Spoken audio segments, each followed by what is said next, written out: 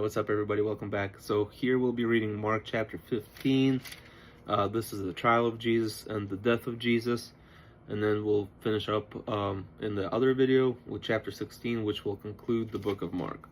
Alright, so without further ado, let's go ahead and dive in. I'm going to have some pictures and kind of explain some of the things used to torture Jesus and things of that nature. Alright, let's continue. Jesus' trial before Pilate. Very early in the morning, the leading priests, other leaders, and teachers of religious law, the entire high council, met to discuss their next step. They bound Jesus and took him to Pilate, the Roman governor. Pilate asked Jesus, "Are you the king of the Jews?" Jesus replied, "Yes, it is as you say." Then the leading priest accused him of many crimes, and Pilate asked him, "Aren't you going to say something? What about all these charges against you?" But Jesus said nothing, much to Pilate's surprise. Now it was the governor's custom to release one prisoner each year at Passover time, anyone the people requested.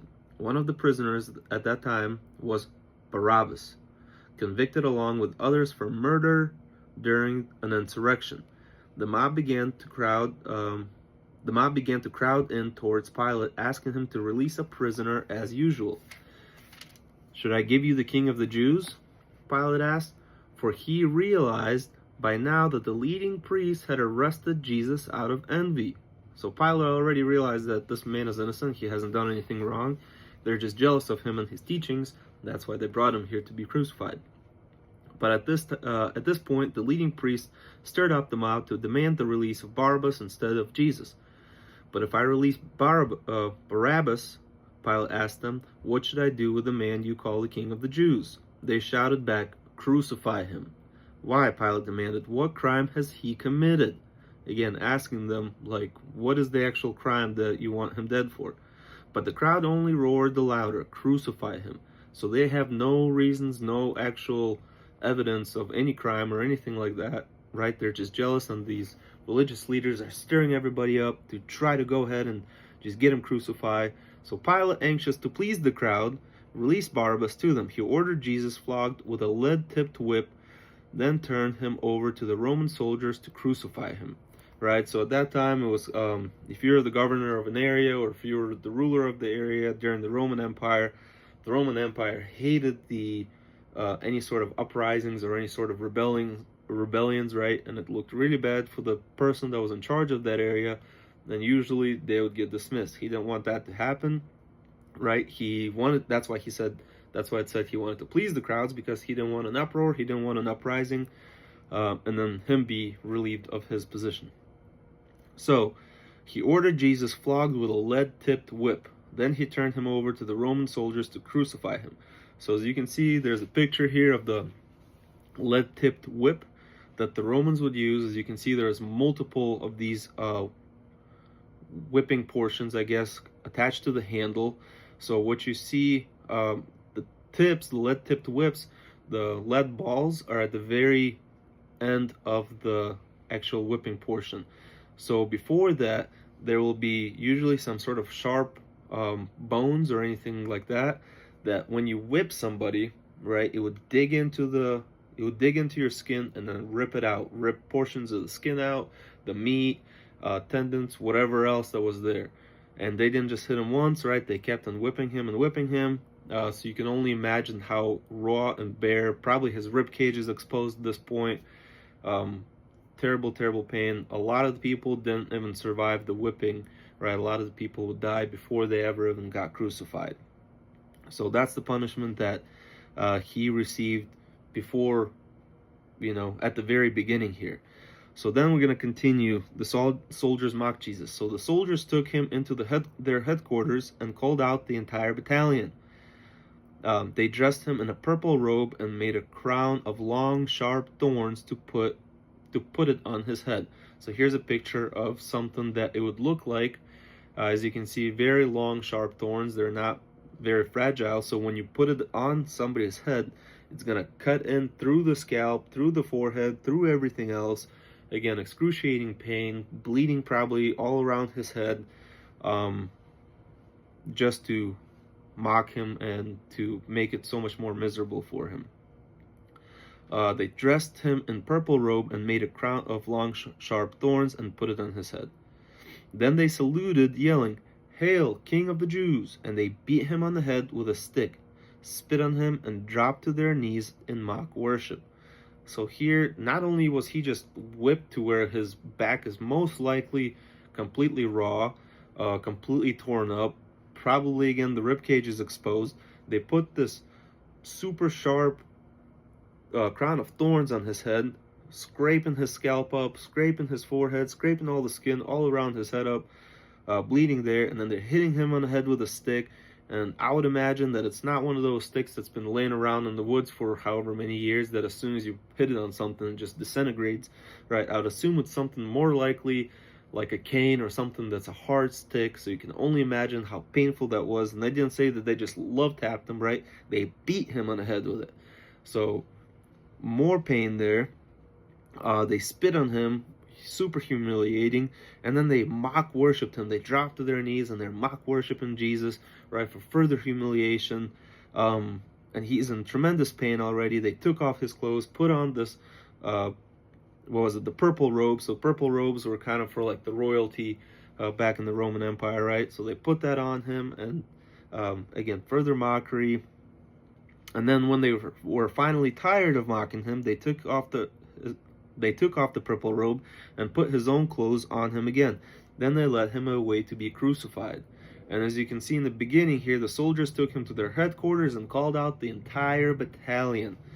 Alright, so I'm not exactly sure how the Roman battalions were formed, but if it's anything like the modern day military, in the battalion you have several companies. Each company is probably 100 people, maybe more, and there will be several companies per battalion. So most likely a few hundred people at least were gathered around. So as you can imagine, if they were sitting there mocking them, and when you get into a big crowd of people and things of that nature, usually that's one person is going to instigate it, or multiple people are going to instigate, and then everybody's going to want to jump in, have their turn at it. And so as they were mocking him, once they got tired, you would imagine that by the time they got tired of mocking him, many of those hundreds of people have done it. So this took a while, right, of this excruciating pain, of this humiliation, of this mockery. Probably took a pretty long time. All right, let's continue to the crucifixion. A man named Simon, who was from Cyrene, so Cyrene was a city in northern Africa, was coming in from the country just then, and they forced him to carry Jesus' cross. So the reason they forced him to carry Jesus' cross was because whoever is about to be crucified, they would have to carry the cross, or at least the cross beam, up to where they're going to be crucified. So at this point, Jesus is whipped, he's been beaten, he's been spit on, he's been humiliated. He's probably, a lot of people, like I said, never even make it to the crucifixion because they die prior to that. So he's very exhausted, and the reason why they picked Simon out from the crowd is because Jesus at this point, he just kept on falling over, and he's exhausted, he's beat, he's tired, he just can't really carry it on. So they forced this guy, Simon, to carry the cross for him. Simon is the father of Alexander and Rufus. And then they brought Jesus to a place called Golgotha. Hopefully I'm saying that right, which means the skull hill. They offered him wine drugged with myrrh, but he refused it. So I'm not exactly sure, but I would imagine that a wine drugged with myrrh would be something kind of like a Tylenol, something kind of like a painkiller. Anybody who drinks alcohol, that kind of like somewhat of a pain relief from that, and then mixed with myrrh, I would assume it's a little bit more, but Jesus refused it. Then they nailed him to the cross. They gambled for his clothes, throwing dice to decide who would get them. That was prophesied back in the Old Testament. And here it says, casting lots, see Psalms 22:18. All right, so the way that they nailed him, they would have to nail, so some people believe that he got nailed through the palm right here, right? Some people believe he was, the nails went through his wrist, right where the bone kind of meets. So that way when he is hanging there, right, if it's in the hand, because you're going to have to support the entire weight of your body, right, on those 3 points. So one in each hand, and then one going through both of your feet. Some people believe it was here, and you'll see images that they'll wrap a rope around the wrist so it doesn't rip through your hand, right? You'll just fall off at that point. Makes sense. Some people believe that he was actually, they put the nail through here, that way it can hold his entire weight, because there's a bone going through here. It's not going to rip through it and make you fall off. Regardless, very excruciating pain. And not only that, but you're hanging there, you're trying to support your weight. The way that you're extended and everything else, it kind of closes in on your lungs. It makes it harder for you to breathe, so you're suffocating the whole entire time, right? When you try to pull yourself up with your arm, excruciating pain because you have nails through them, right? To try to take a little bit of a breath in so you can last a little bit longer. When that hurts too much, you try to push off with your feet, but you have a nail going through both of your feet. Again, super excruciating pain. So regardless of what you do, very, very painful. And that's already after getting all these beatings and all these mockeries that he received. All right, let's continue. It was 9 o'clock in the morning when the crucifixion took place. A signboard was fastened to the cross above Jesus' head, announcing the charge against him. It read, "The King of the Jews." That's the only charge that they could put on there, right? 2 criminals were crucified with him. Their crosses on either side of his. So here, after that, so that is verse 27. For some reason, they decide to leave out verse 28, so I'm going to read it from you here. It says, some manuscripts add verse 28, and the scripture was fulfilled that said, he was counted among those who were rebels. See Isaiah 53:12. And the people passing by shouted abuse, shaking their heads in mockery. "Ha, look at you now," they yelled at him. "You can destroy the temple and rebuild it in 3 days, can you? Well then, save yourself and come down from the cross." The leading priests and the teachers of religious law also mocked Jesus. "He saved others," they scoffed, "but he can't save himself. Let this Messiah, the King of Israel, come down from the cross so we can see it and believe him." Even the 2 criminals who were being crucified with Jesus ridiculed him. So not only did Jesus sit here and perform all these miracles, he fulfilled all these scriptures. A lot of some of the Pharisees, some of the religious leaders and things of that nature, they believed him, but they liked their own, the way other people perceived them, the way other people saw them so much that they would rather refuse the fact that this dude is doing things that are unheard of. He's casting out demons, he's healing people, he's rising people from the dead that have been dead for several days at this point, right? He's doing all these incredible signs, and he's doing all this incredible teaching that, like, we don't understand where this teaching is even coming from. It's so out of this world. And he is fulfilling all these old prophecies that we have been studying for our whole entire life throughout the Old Testament, right? But they still refuse them. And even though they saw all those signs, they're still saying, let this Messiah, the King of Israel, come down from the cross so we can see it and believe him. They saw so much and they still didn't believe him. So even if Jesus did come down from the cross, who is to say that they would all of a sudden believe him? But anyways, let's continue. Also, it mentions that the 2 criminals were being crucified with Jesus, ridiculed him. So you will see in one of the other Gospels, it actually says that one of them, before Jesus died, actually told the other guy, like, "Hey, we deserve being here. Like, we're crucified because we're criminals. Can't you see that this man is innocent?" And then he looked at Jesus and asked him, "Please, Lord, allow me to be in heaven with you once we both die." And Jesus said, "I promise you, you'll be in heaven with me today." Okay, let's continue. At noon, darkness fell across the whole land until 3 o'clock. Then at the time, Jesus called out with a loud voice, "Eloi, Eloi, lama sabachthani," which means, my God, why have you forsaken me?" So there's another asterisk here. That is 34. It's referencing to Psalms 22, chapter 22, Psalms chapter 22, verse 1. So I believe that what he's saying here is that, my God, why have you forsaken me? So at this moment, the whole entire sin of the whole entire world is coming upon himself, right? And God turns away from him because he does not look at sin. So he turned away from all the sin at that moment from Jesus. So not only was he ridiculed, not only was he beaten, tortured, crucified, put on this cross, right, to fulfill this, to fulfill what he came here to fulfill, which is pay the price for you and me and for everybody else in the world, that whoever believes in him shall not die but have everlasting life. That's what I mean when you say, like, trust in Jesus, believe in Jesus, accept Jesus in your heart. Does that mean just like, oh, I believe Jesus came, he was a guy and he died and things of that nature? No, like, trust him that he paid that price for you. That he paid the price for you to not go to hell. Regardless of how sinful you are, regardless of whatever you do in your life, Jesus has paid that price for you. Trust that. Trust that Jesus has paid the price for you, guys. Anyways, let's continue. Some of the bystanders misunderstood and thought he was calling for the prophet Elijah.